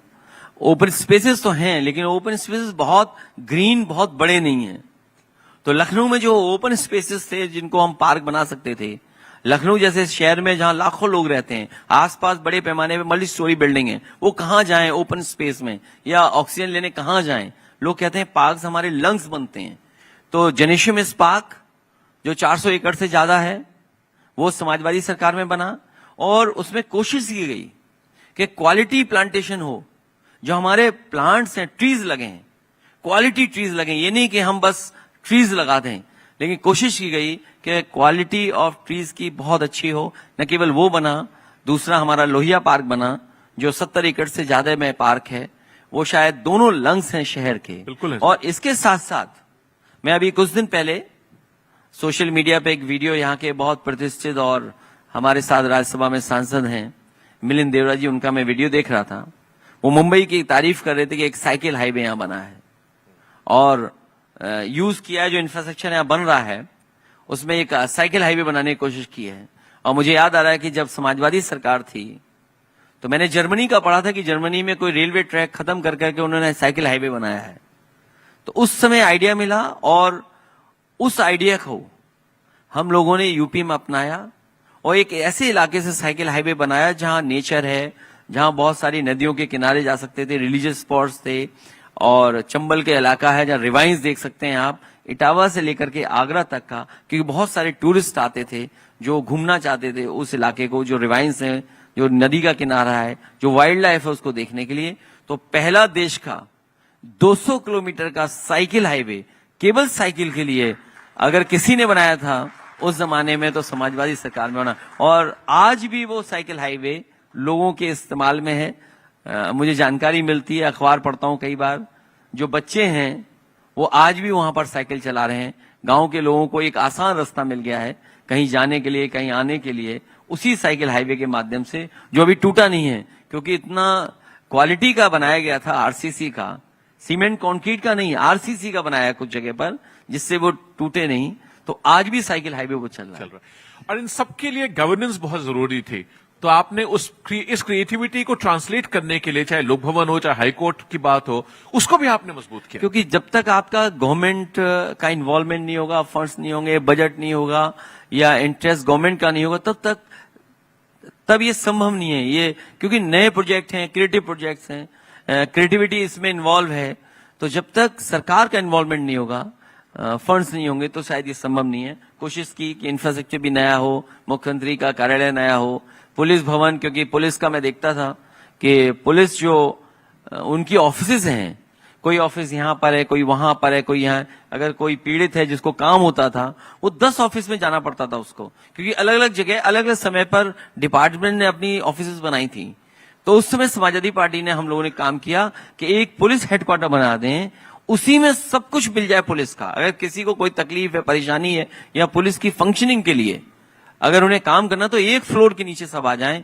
शायद देश में किसी भी स्टेट ने पुलिस के लिए हेडक्वार्टर नहीं बनाया होगा, जो सबसे जरूरी है, क्योंकि आम लोगों से जुड़ा हुआ ये वो है। वो अगर किसी ने ये क्रिएटिव फैसला लिया, वो समाजवादी सरकार में हम लोगों ने लेकर के एक पुलिस हेडक्वार्टर बनाने का। तो सर, आपने सरकार के लिए मुख्यमंत्री भवन, पुलिस के लिए पुलिस हेडक्वार्टर, और जुडिशरी के लिए भी आपने किया। हाई कोर्ट भी एक, क्योंकि लखनऊ हाई कोर्ट की नई बिल्डिंग बननी थी, तो एक मॉडर्न, एक समय के हिसाब से इंफ्रास्ट्रक्चर बने, जिसमें टेक्नोलॉजी से लेकर के जो हमारे जजेस हैं, या जो हमारे अधिवक्ता हैं, या जो लोग आते हैं, उनको भी सुविधा मिले। शायद देश में इतना बड़ा हाई कोर्ट कहीं नहीं बना होगा। और उस समय जो चीफ जस्टिस आए थे, जब उन्होंने उद्घाटन में कहा, उन्होंने कहा कि अगर मुझे ये पता होता कि लखनऊ का हाई कोर्ट इतना बड़ा है, तो मैं शायद यहीं पर जज बनता, मैं शायद दिल्ली में न बनता। तो आज भी देश में इतना बड़ा हाई कोर्ट, किसी के पास बड़ा इंफ्रास्ट्रक्चर नहीं है, और मॉडर्न इंफ्रास्ट्रक्चर आज के समय के हिसाब से किसी स्टेट ने नहीं बनाया, जो समाजवादी सरकार में उस समय बना था। आप जो पुलिस की बात करते हैं, तो पुलिस में एक बहुत बड़ा एक्सपेरिमेंट आपने उस समय किया था, जब टेक्नोलॉजी ऐसी नहीं थी, कम्युनिकेशन चैनल ऐसे नहीं थे, पूरे प्रदेश का एक कंट्रोल रूम, जिसके लिए बहुत स्टडी टूर भी गया था, वो उस क्रिएटिविटी का एग्जाम्पल भी जरूर बताइए। अक्सर ये फिल्मों में देखा है हम लोगों ने, और स्वाभाविक भी है कि घटना के बाद ही पुलिस पहुंचती है, लेकिन कई बार ये सुनने को मिलता था यूपी में कि पुलिस को बुलाते हैं, फोन नहीं उठता, और बहुत से इश्यूज ऐसे थे कि अगर आप फोन कर रहे हैं तो हो सकता है फोन पे व्यवहार उस तरफ से अच्छा ना हो। तो इसलिए मॉडर्न पुलिस के लिए रिस्पांस सिस्टम बनाना, और उस समय हम लोगों ने एक प्रोफेसर वेंकट, जो बहुत रिनाउंड प्रोफेसर है, उनको साथ लिया। वो हैदराबाद के थे, उन्हें सरकार के साथ जोड़ा, और दुनिया में जो सबसे बेहतर रिस्पांस सिस्टम है, जैसे न्यूयॉर्क पुलिस डिपार्टमेंट किस तरह का रिस्पांस देता है अगर घटना आए सामने, सिंगापुर में किस तरह का रिस्पांस सिस्टम काम करता है पुलिस का, और ह्यूस्टन का कैसे काम करता है, जो हमारे सरकार के सबसे अच्छे अधिकारी थे, जो टेक्नोलॉजी को समझते थे, और उनका जिनका कैरियर में बहुत अच्छा काम था, उन अधिकारियों की टीम बना करके और प्रोफेसर वेंकट को साथ जोड़ करके हम लोगों ने न्यूयॉर्क भेजा, एनवाईपीडी के हेडक्वार्टर में गए, ह्यूस्टन में गए, और ह्यूस्टन के बाद वो सिंगापुर भी गए, और हर लेवल के पुलिस के अधिकारियों से बात की, एसओ लेवल पर, सीओ लेवल पर, डिप्टी एसपी पर, एसएसपी पर, डीआईजी, आईजी, हर लेवल पर पुलिस को क्या दिक्कत आती है, कैसे रिस्पांस करना है, उसके लिए सबसे बेहतर डायल 100 रिस्पांस सिस्टम उस समय बनाया, और 1000 गाड़ी सरकार ने खरीद करके पुलिस को दी, और वो पॉइंट्स मार्क किए कि अगर घटना इस इलाके में होगी तो 5 मिनट में पुलिस पहुंच जाएगी। तो ये पहला यूपी का वो रिस्पांस सिस्टम था, जो डायल 100 के माध्यम से पुलिस को हम लोगों ने दिया, और उस समय की सबसे अच्छी गाड़ी जो थी वो इनोवा थी। पुलिस को इनोवा दी, जो हेड कांस्टेबल थे वो इनोवा पे चलते थे, और गाड़ियां उनको उपलब्ध कराई थी। उससे पुलिस को एक सबसे बेहतर रिस्पांस सिस्टम मिला, उससे वर्क प्रेशर उनका कम हुआ, प्लस लोगों को भरोसा बढ़ा कि अगर वो फोन करेंगे तो कोई बदतमीजी नहीं करेगा। और उसमें छोटा सा बदलाव ये हम लोगों ने किया कि जो फोन उठाने वाले लोग होंगे, जो कॉल सेंटर बनेगा, उसमें पुरुष नहीं होगा, उसमें महिलाएं होंगी, लड़कियां होंगी। और वो इसलिए फैसला लिया कि वो कभी व्यवहार खराब नहीं कर सकती हैं। तो आज भी डायल 100 में जो सबसे पहला फोन कॉल रिसीव करती हैं किसी घटना का, तो वो लड़कियां हैं, महिलाएं हैं जो उसको देख रही हैं, और आज भी वो चल रहा है। वो क्रिएटिविटी का एक बड़ा एग्जाम्पल था सर उस समय। आपने एक और उसी में आपको याद है मैपिंग पहली बार हुई थी कि आदमी भागेगा तो किस रास्ते से भागेगा। ठीक बात है, क्योंकि उस समय टेक्नोलॉजी इंट्रोड्यूस हो गई थी। हमारी जो गाड़ियां थी उसमें कैमरास थे, जीपीएस का इस्तेमाल कर रहे थे, बड़ी वॉल पे स्क्रीन थी, तो वॉच कर सकते थे कि घटना स्थल हेडक्वार्टर में देखा जा सकता था, और जो भी ट्रैक कर सकते थे कि किस रास्ते से भागेगा, क्योंकि हर मार्ग थी जगह पर। तो पुलिस को पहले इन्फॉर्म कर सकते थे कि अगर कोई भागेगा इस रास्ते आएगा तो यहाँ पर ये पुलिस मिलेगी, उस रास्ते जाएगा तो वहां, क्योंकि वो पूरा का पूरा मैप था हमारे पास उत्तर प्रदेश। पहली बार मैपिंग हुई तो हिंदुस्तान में किसी की भी। मैं आपको लाना चाहूंगा, यूथ पे हमेशा आपका बहुत विजन रहता है, हमेशा फोकस आप करते हैं। उत्तर प्रदेश के यंगेस्ट चीफ मिनिस्टर आप रहे। आज भी मुझे लगता है पूरे देश में, सिर्फ उत्तर प्रदेश नहीं, हर आदमी भैया के कह करके आपको वो करता है और आप बड़े स्नेह के साथ प्यार से उसका जवाब देते हैं। मैं स्पोर्ट्स में आपने जो रुचि रखी, जिस लेवल का काम हुआ, उसके पीछे क्या विचार था आपका? किस तरीके से क्रिएटिविटी बच्चों की उसके माध्यम से प्रमोट करी जा सकती है? यूपी में बहुत टैलेंट है और हमेशा रहा है, लेकिन कई बार इंफ्रास्ट्रक्चर की वजह से वो टैलेंट और क्रिएटिविटी बाहर नहीं आती थी।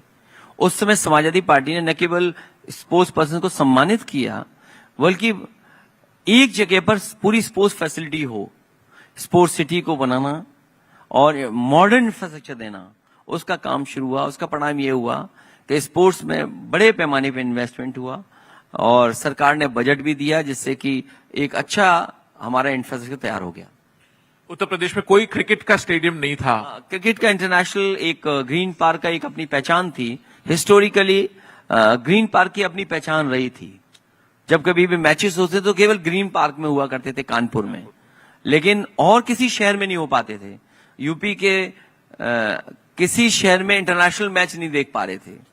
समाजवादी सरकार में वो इंफ्रास्ट्रक्चर दिया जिससे कि इंटरनेशनल मैच हो सकें, और पहली बार इतनी बड़ी स्पोर्ट्स सिटी पीपीपी मॉडल पर इकाना स्टेडियम क्रिएट हुआ। वहां पिछले कई वर्षों से वहां पर इंटरनेशनल मैच देखने को मिल रहे हैं, आईपीएल हो रहे हैं, बच्चों को ट्रेनिंग मिल रही है, और जो आज के समय पे इंफ्रास्ट्रक्चर होता है वो उनको उपलब्ध करने का काम किया। अच्छा, सिर्फ आईपीएल नहीं बल्कि स्पोर्ट्स कॉलेजेस को भी पूरी स्पोर्ट्स कॉलेजेस का इंफ्रास्ट्रक्चर पैदा किया। जो मॉडर्न ट्रैक्स होते हैं, पहले हमारे यहाँ जो हॉकी खेला करते थे वो ग्रीन उस पे हुआ करता था, एस्ट्रोटर्फ, क्योंकि टीवी इस पे टेलीकास्ट होने लगा है तो वो चेंज किए गए एस्ट्रोटर्फ। यूपी में बहुत सारे हॉकी ग्राउंड्स में या जो स्पोर्ट्स की फैसिलिटी थी पुरानी थी, उन सबको इम्प्रूव किया, नया बनाया, मॉडर्न किया, और जो आपके हॉकी के ग्राउंड्स थे उनको ग्रीन की जगह ब्लू किया, जिससे कि इंटरनेशनल मैच हो सके, क्योंकि इंटरनेशनल मानक ये कहता है कि आपका एस्ट्रोटर्फ ब्लू होना चाहिए। एक और बहुत क्रिएटिव गवर्नेंस में इनोवेशन आपने किया था, वो बच्चों के खाने में लेकर के था। जो रोज के जीवन में उनके खाना मिलता था उनको, उसकी बहुत शिकायतें थी जब आपने सरकार संभाली थी। उसमें आपने जो क्रिएटिविटी का इस्तेमाल किया उसके बारे में जरूर बताएं सर। क्योंकि सेंट्रल स्कीम और स्टेट मिलकर के मिड डे मील स्कीम चलती थी, और अक्सर बच्चों को शिकायत होती थी खाना अच्छा नहीं मिला है, कभी खराब खाना मिला है, खाने में ये चीज गिरी मिली या गंदा खाना मिला, और खाने का इंतजार करते थे।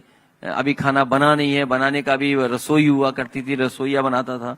तो उस समय समाजवादी सरकार ने अक्षय पात्रा से मिलकर के हम लोगों ने मॉडर्न किचन बनाया और उनका मथुरा में किचन का उद्घाटन किया। जो उनको सहयोग या चाहिए था वो किया, वो चला रहे थे। लगभग 2 लाख बच्चों को मथुरा और मथुरा के आसपास जो सरकारी स्कूल हैं उनमें हॉट मील प्रोवाइड करते थे और टाइम से प्रोवाइड करते थे।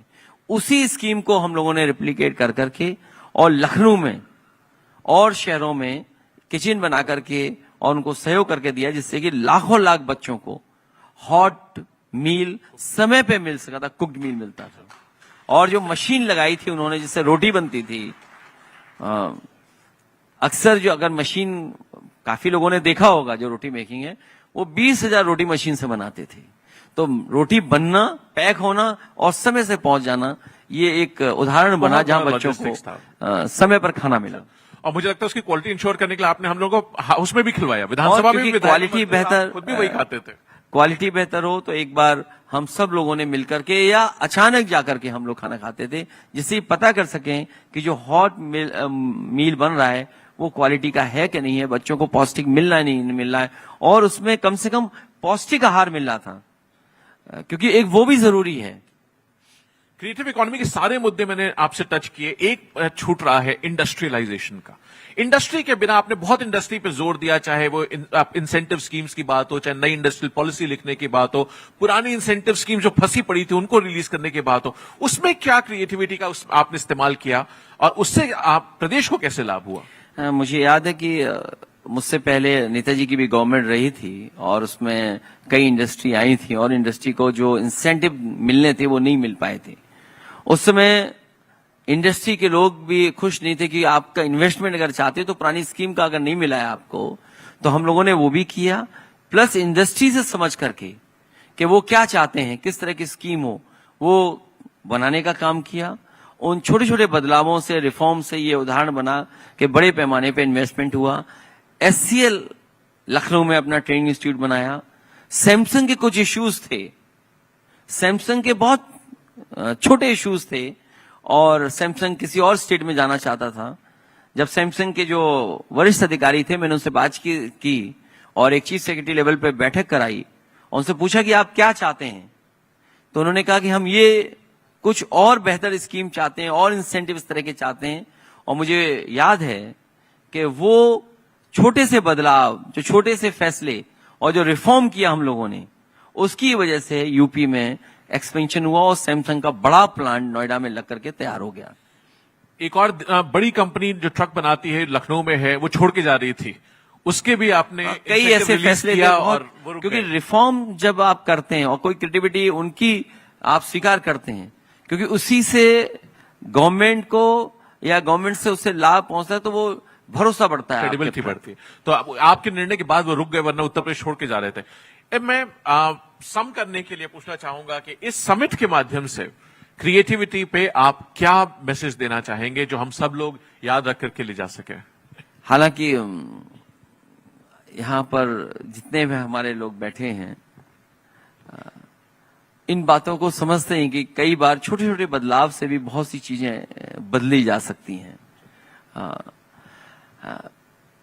क्रिएटिविटी से पॉजिटिविटी आती है और पॉजिटिविटी से उम्मीद जगाती है, जिससे विश्वास पैदा होता है, क्रेडिबिलिटी बनती है। ठीक बात सर, क्रेडिबिलिटी आती है Trust, हाँ। और जो अच्छा बदलाव है उसी से प्रोग्रेस संभव है।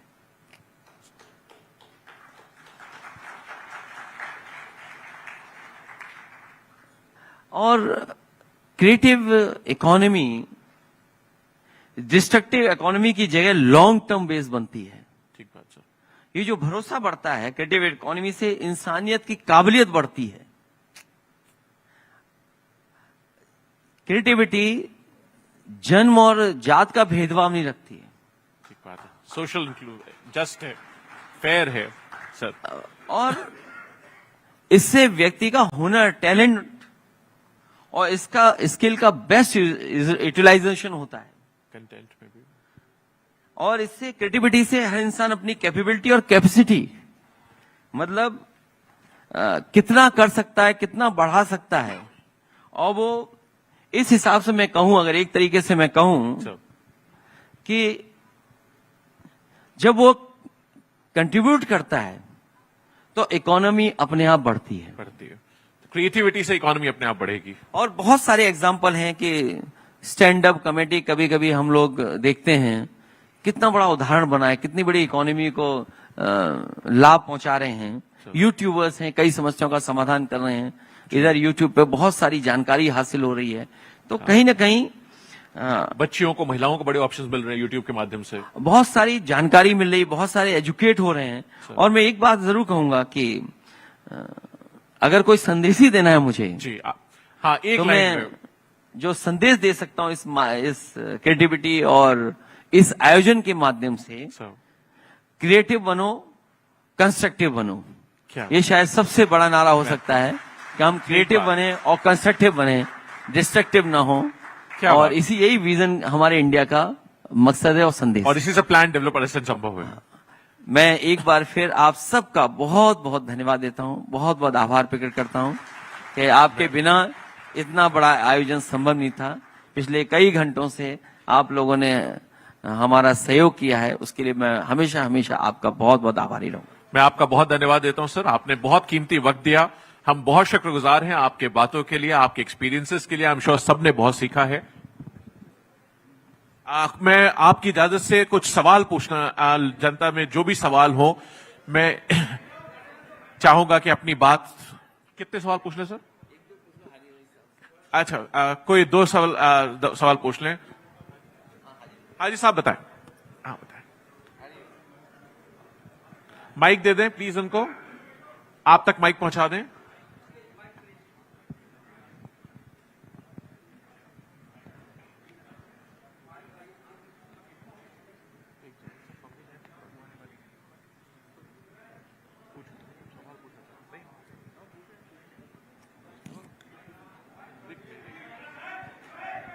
अरे भाई माइक दे दें। हाँ जी। नमस्कार सर, मेरा नाम आर्यन शर्मा है। मैं retired scientist department of atomic energy BRC. बिना एनर्जी पर इनोवेशन और क्रिएटिव थिंकिंग से शायद यह समिट कंप्लीट नहीं हो सकता। सर मेरा कंसर्न है, हमारा पूरे सवाल इधर पूछें। 140 हाँ। करोड़ भारतवासियों का कंसर्न है। आप अपने इनोवेशन से, क्रिएटिव आइडिया से, जो एनर्जी की समस्या से हमारा देश जूझ रहा है, आने वाला समय में इसको कैसे कम किया जाए। सर आप ऑफ बीट थिंकिंग करते हैं, लीक से हटकर थिंकिंग करते हैं, कृपया बताएं ताकि हम लोग को कम से कम 140 करोड़ भारतवासियों को संतोष हो और भारत सरकार उस पर अमल करे। Thank you sir, thank you very Thank much. you, sir. मुझे क्रिएटिविटी का बड़ा एग्जाम्पल याद आ गया। मुझे मैं धन्यवाद देना चाहता हूं कि बहुत अच्छा सवाल आपने इसलिए पूछा कि इधर एनर्जी क्राइसिस चल रहा है और पॉलिटिकल लोग हैं तो कई बार एलपीजी का जवाब भी हम लोग लापता गैस की तरह देते हैं। और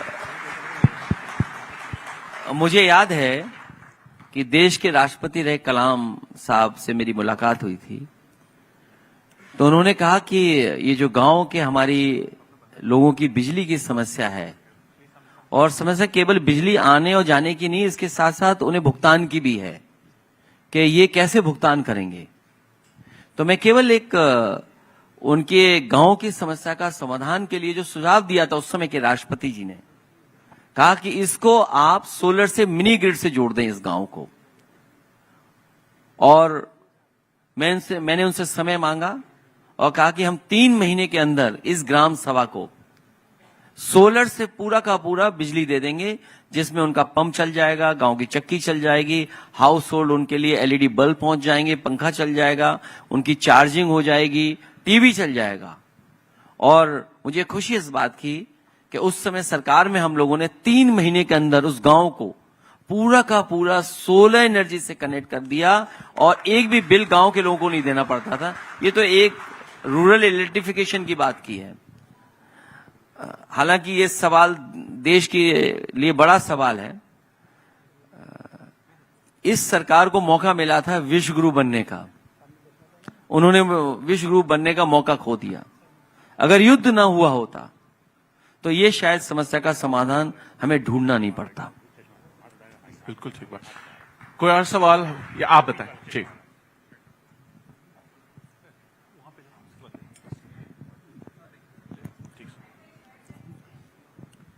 नमस्ते, आदाब। जी नमस्कार। देश की आर्थिक राजधानी मुंबई में आपकी विजन इंडिया टीम का बहुत बहुत स्वागत है। ये जो आपका विजन ही है सर, जो आपने 5 सालों में काम किया वो मौजूदा सरकार 50 सालों में भी नहीं कर सकती है। सर मैं चाहता हूं जो आपकी विजन है, जैसे आपने बड़े बड़े शहरों में कर रहे हैं, ये देश के सभी लोगों तक पहुंचना चाहिए, क्योंकि हमारा देश बहुत बड़ा है। हर व्यक्ति मुंबई, हैदराबाद, दिल्ली शायद नहीं पहुंच सकता हो, न ही लोगों के पास ऐसे साधन होते हैं वो आपके विजनों को सुन सके, समझ सके। हमारे साथ शायद ये समस्या रहती है, जो आपके विजन होते हैं या जो आपके काम होते हैं वो लोगों तक पूरी तरह पहुंच नहीं पाते हैं या लोग पहुंचने नहीं देते हैं करके हिसाब से। तो कोई एक ऐसी टीम बनाए आप जिसमें आपके एक्सपर्ट लोग हो, जो देश के छोटे छोटे शहरों में और कस्बों में जाएं, जो आपका एक विजन है, जो एक विजनरी नेता है, वो सब लोगों तक पहुंच सकेगा। हमारे देश में टैलेंट की कोई कमी नहीं है, क्रिएटिविटी की कोई कमी नहीं है सर। कमी है तो उनके क्रिएटिविटी को हम पहुंचाने के साधन, एक सिस्टम की कमी है जो नहीं पहुंच पाते हैं। मुंबई एक जो है देश की न सिर्फ आर्थिक राजधानी है, बल्कि फिल्मों की भी राजधानी है। अभी बहुत सारे अभिषेक जी ने बहुत सारे अच्छे प्रश्न किए थे, ऋतिक जी बैठे हुए थे, काफी समय उसमें लगा भी। तो लेकिन हमारे देश में इतने टैलेंटेड लोग हैं जो वो यहाँ पर पहुंच ही नहीं पाते हैं। तो ऐसे कोई साधन हो जो हमारे देश के, जो प्रदेश की राजधानियां होती हैं, जिले के कस्बे होते हैं, बड़े बड़े शहर होते हैं, वहां पर उनको मौका मिलना चाहिए ताकि वो अपनी कला को पहुंचा सके और देश को लाभ हो सके और उनको आर्थिक, उनको उसका फायदा भी पहुंच सके। हमारे बदायूं से, जहां से बिलोंग करता हूं सर, वहां पे एक कलाकार है जो गेहूं की बाली से इतनी अच्छी वो कला पेंटिंग बनाते हैं। उन्होंने माननीय नेता स्वर्गीय नेताजी की तस्वीर बनाई थी, मुझे दी थी। अगर वो बड़े शहर में तस्वीर बिके तो हजारों लाखों की हो, वो तस्वीर शहर में 200 रुपए की भी खरीदा नहीं मिल पाते हैं उनको। अनफॉर्चुनेटली हमारे देश की जो मौजूदा सरकार है, उसकी जो क्रिएटिविटी है, वो देश में नफरत फैलाने के लिए और देश को बांटने में लगी हुई है। इसके अलावा कोई इस तरह का काम कर नहीं रही है। तो यही दरख्वास्त है सर, आपकी जो विजन है वो पूरे देश में पहुंचने चाहिए सर। Thank you. मैं धन्यवाद देता हूं कि आपने याद दिलाया कि बदायूं और उत्तर प्रदेश में कुछ हिस्से हैं जहां पर गेहूं की बाली से वो पेंटिंग बनाते हैं। और इधर मैं एक कलाकार से मिला था जिसी काम को आगे बढ़ाते हैं, बाराबंकी के। तो मैंने उनसे कहा कि आप जो जो बना सकते हैं वो बनाइए। इधर मैंने कोशिश की है कि जो हमसे गेस्ट मिलता है मैं उसको वही तस्वीर उसको सम्मान में और मिलने पर उसको भेंट करता हूं। ये तो एक मैं इंडिविजुअल कर पा रहा हूं। मुझे याद है सरकार जब समाजवादी पार्टी की थी, इसी तरह के कलाकार नेताजी से उनको पेंटिंग दी थी उन्होंने, और इतना अच्छा काम था उनका कि उनके साथ जो एक और थे बोले इनका घर देख करके आइए। और जब हम लोग उनके घर गए थे तो LIG तो बहुत बड़ा है, EWS का घर होता, उतने से कमरे में वो रह करके अपना काम कर रहे थे। उसी दिन नेताजी ने कहा कि इनका इतना अच्छा काम है, इनको यश भारती दीजिए। और मुझे याद है कि मैंने उन्हें यश भारती दी थी, और यश भारती के साथ साथ उनका महीने का जो हमारा सम्मान राशि थी वो भी देना शुरू कर दिया था। ये हैंडीक्राफ्ट में क्रिएटिविटी हमारी अर्थव्यवस्था को बहुत बड़े पैमाने पर बहुत ऊंचाई तक ले जा सकती है। हमारी सरकार बनेगी तो ये जो हैंडीक्राफ्ट्स हैं या रूरल इकोनॉमी में, या जो हमारे हुनर हैं लोगों के अंदर, वाराणसी है मान लीजिए, कितना अच्छा काम वहां पर होता है, जरदोजी का है, लखनऊ का चिकनकारी है, मुरादाबाद का काम है, मेरठ का लकड़ी का है, या सहारनपुर का लकड़ी का है, या स्पोर्ट्स का बड़े पैमाने पे काम होता है। इन सब हैंडीक्राफ्ट्स को विशेष योजना के साथ जोड़ करके इनकी क्रिएटिविटी, इनका टैलेंट को और ऊंचाई तक पहुंचाने का काम करेंगे, जिससे हमारी अर्थव्यवस्था को सीधा सीधा लाभ पहुंचेगा। शिल्पाना। और मुझे याद है कि लखनऊ में, नोएडा में, गाजियाबाद में जो बात आपने उठाई कि कई बार हमारे आर्टिसंस जो होते हैं या जो बुनकर भाई हैं वो अपने बाजार नहीं ढूंढ पाते हैं, बाजार में चीजों को उपलब्ध नहीं करा पाते हैं। तो उनके लिए हम लोगों ने दिल्ली हाट की तरह बड़े बड़े मार्केटिंग सेंटर्स बनाए थे। एक लखनऊ में शिल्पग्राम बना था, नोएडा में सिटी सेंटर में बनाया था, गाजियाबाद में बना था। और ये तय किया था कि वो अगर अपना सामान लेकर भी आएंगे तो 1 महीने तक वो फ्री रख सकेंगे और सरकार उनके आने जाने का खर्चा देगी, जिससे हमारे आर्टिसंस को और हैंडीक्राफ्ट के जो तमाम लोग जुड़े उनको लाभ पहुंच सके। एक सवाल और जी। Good afternoon, Bhaiya. I'm coming from Jaunpur and I'm orthopedic surgeon. My question is regarding to the healthcare only. When you were in the tenure and you have done a tremendous job in the health sector, and you have created a medical college in Jaunpur, which is a tier 3 city. My question here arises, that college might not be functioning as per your expectation. So, as all we know, you are coming back in 2027. So what will you do and what's your vision for tier 3 city? And what the doctors like us should do for the tier 3 cities health sector development? मैं धन्यवाद देता हूं इनका कि जिन्होंने याद दिलाया कि मेडिकल कॉलेजेस बड़े पैमाने पर और बड़ा इंफ्रास्ट्रक्चर बनना शुरू हुआ था। मैं भरोसा दिलाता हूं कि जिस मकसद से हम लोगों ने मेडिकल कॉलेज जौनपुर का बनाया था। मेडिकल कॉलेज और हॉस्पिटल ऐसा हो कि गरीब को वहीं पर इलाज मिल जाए, उसे कहीं और न जाना पड़े। सरकार बनने पर जो काम शुरू हुए थे, जहां फ्री इलाज और फ्री जांच और फ्री दवाई, उस दिशा में हम लोग ले जाने का काम करेंगे, जिससे कि गरीब को कहीं और न जाना पड़े, इलाज पूरा वहीं का वहीं मिल जाए उनको। Thank you, sir. Thank you. एक लास्ट क्वेश्चन और ले लो। एक लास्ट यस सर, मैं रोहित यादव जौनपुर से हूँ। Sir thank you so much. आपका विजन हमने पूरा रिकॉल किया, आपने क्या क्या किया है। आपने जो फाउंडेशन रखा है वो ह्यूमैनिटी को रखा है, जो कि आज के टाइम पे बहुत जगह हम लोग मिसिंग देखते हैं, इंसानियत को। उस पे आप ले आउट कर रहे हैं सर ऊपर। सर आपने सस्टेनेबिलिटी दिखता है, जैसे आपने लैपटॉप बोला अभी तक चल रहा है, 10-11 साल हो गए हाईवे एक्सप्रेसवे को, वो चल रहा है उसी तरीके से। सो सस्टेनेबिलिटी को भी आप ध्यान रख रहे हैं, कमिटमेंट भी है इतने कम टाइम पे एक्सप्रेसवे बनाना। आपने पावर सोलर का आप बात किए। सर मेरा क्वेश्चन है, आपका एक बहुत अच्छा टैग लाइन है जो मुझे पर्सनल लेवल पे बहुत पसंद है और काफी लोगों को, double the speed triple the economy. So बिना इंफ्रा के, जो आपने इंफ्रा में काम किया, जो आपने इलेक्ट्रिसिटी में काम किया, उसके जनरेशन में, उसके ट्रांसमिशन में, वो बहुत अच्छा था। इसके ऊपर आपका और कुछ विजन रहा होगा, कहां आप ले जाने का एक सपना देखे रहे होंगे। सर जब आप 2027 में आ रहे हैं बैक, सो मैन्युफैक्चरिंग, सर मेरा क्वेश्चन अब यहां से है कि जब आप आ रहे हैं, काफी हद तक एक डेवलपमेंट हो चुका है मैन्युफैक्चरिंग इंडस्ट्रीज। अगर अपने यहां देखेंगे तो जनसंख्या बहुत ज्यादा है, जैसे अभिषेक सर ने बताया कि 4-5 टॉप कंट्री में आ जाएगा। सो मेडिकल के केस में, फार्मा के केस में, एग्रोकेमिकल्स में, उसका सर मैन्युफैक्चरिंग कंपनी उस लेवल पे नहीं है। हम लोग शायद बुंदेलखंड में कर सकते हैं, प्रयागराज में कर सकते हैं, मिर्जापुर में कर सकते हैं, वो शायद उस लेवल पे नहीं जिस लेवल पे होना चाहिए। सर इस पर आपका क्या विजन है सर? मैं धन्यवाद देता हूं कि विस्तार से और बहुत सारी चीजों को इन्होंने कहा है, और इंसान और इंसानियत, दुनिया को जो बेहतर बनाए वही क्रिएटिविटी, जो मैंने शुरू में कहा। इसके साथ साथ हमारी समाजवादी पार्टी की कोशिश होगी कि डिस्ट्रिक्ट लेवल पर मैनिफेस्टो बने, क्योंकि जौनपुर में भी इंडस्ट्रियल एरिया है। अगर उनके इश्यूज को रिजॉल्व कर दें हम लोग, और हर डिस्ट्रिक्ट का अपना एक मैनिफेस्टो हो, तो शायद हम बहुत बड़ा योगदान दे सकते हैं अर्थव्यवस्था को। हमारी कोशिश यही होगी कि डिस्ट्रिक्ट लेवल पर हम लोग मैनिफेस्टो बना करके लोगों के बीच में जाएं और लोगों से समर्थन उन चीजों पर मांगे। तो बहुत बहुत धन्यवाद सर। विद योर परमिशन, आपके आदेश में ये क्लोज करेंगे सेशन को। एंड मैं बहुत बहुत धन्यवाद देता हूं आपको, आपने वक्त निकाला, हम सबका साथ दिया। Thank you so much. And with that we close the session. Hello sir, अच्छा एक लास्ट क्वेश्चन आपकी इजाजत से। नमस्कार sir, good afternoon, how are you? Good afternoon, बैठ sir. जाए please please please. My name Yeah. is Sir Dr. Abhyuday Suryavanshi from Mau. Hello. Sir, under your leadership, Uttar Pradesh saw a great development in case of healthcare infrastructure. Sir, if we say in 2015 to 16, the gross state domestic production in UP was around 13 lakh crore, and the आप सवाल पूछ लें।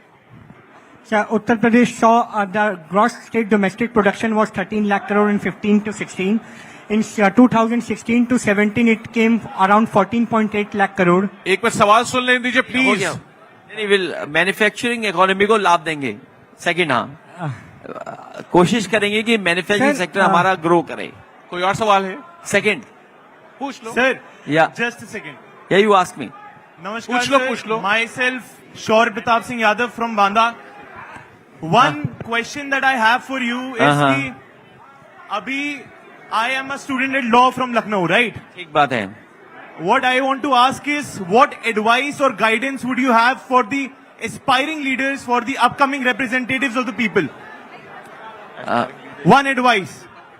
नहीं, अगर हमारे आप member of parliament देखोगे तो आपने देखा होगा कि बहुत यंग लोगों को हम लोगों ने मौका दिया, जो आज के इश्यूज को समझते हैं, टेक्नोलॉजी को समझते हैं, जो हमें सपोर्ट कर सकें। और हमारे साथ ये जो बैठे प्रोफेसर हैं,